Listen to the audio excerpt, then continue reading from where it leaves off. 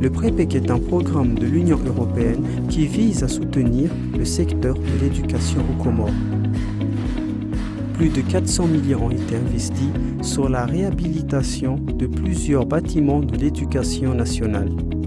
L'objectif est d'améliorer les conditions de travail des cadres de l'éducation nationale. La première étape a consisté à la réhabilitation des inspections pédagogiques à Nzouani, Moheli et Ngazidja.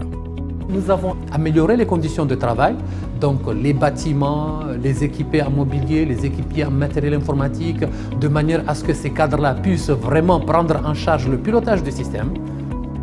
La rénovation par le PREPEC des bâtiments de l'inspection générale de l'éducation à Nzouani, Moheli et Ngazidja permet aux équipes d'être plus en phase pour un meilleur travail. PREPEC wasaidia le daolinu ngilosane malaho yalo Moheli na Nzouani akaihosena watamani wa malaho jayanu inspection et coordination ya Moheli na inspection ya Fomboni nge Nzouani ngasne le daole coordination ya Nzouani ne inspection ya Mutsamudu.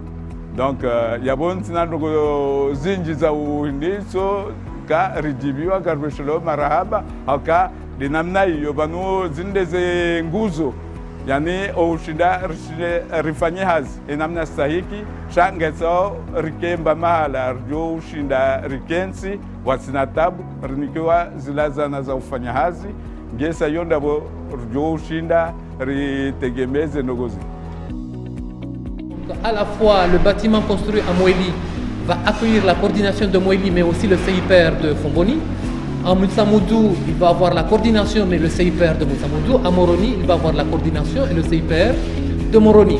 Et à côté de ça, bien entendu, le bâtiment de Moroni, par exemple, est en train d'abriter d'autres projets financés à moitié par l'Union européenne, comme l'IFADEM.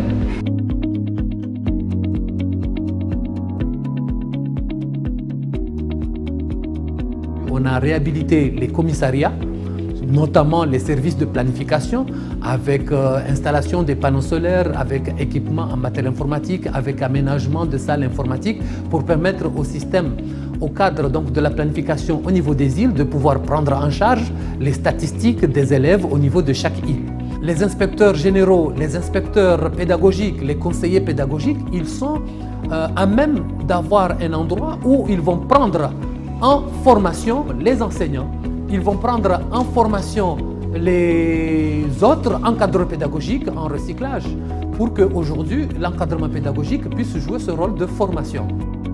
La réhabilitation phare reste celle du ministère de l'Éducation nationale tant par l'envergure des travaux que par les attentes consécutives à cette rénovation. On avait un vieux bâtiment qui pouvait accueillir environ 45 cadres du système éducatif.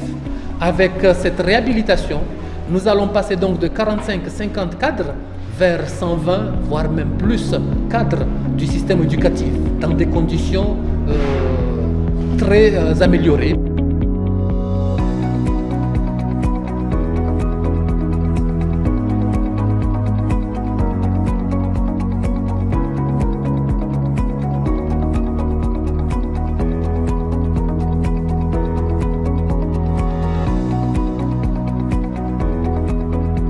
Réhabiliter avec extension le bâtiment du ministère de l'Éducation nationale pour permettre aujourd'hui les cadres du ministère d'être vraiment des vrais pilotes du système éducatif.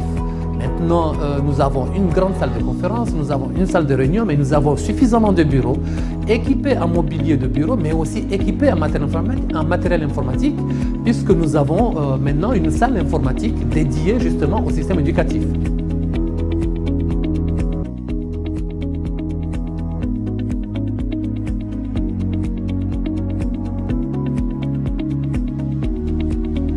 Après plusieurs mois, la réhabilitation est terminée. Le bâtiment du ministère de l'Éducation avec ses équipements modernes attend ses cadres pour une amélioration du pilotage de l'éducation nationale.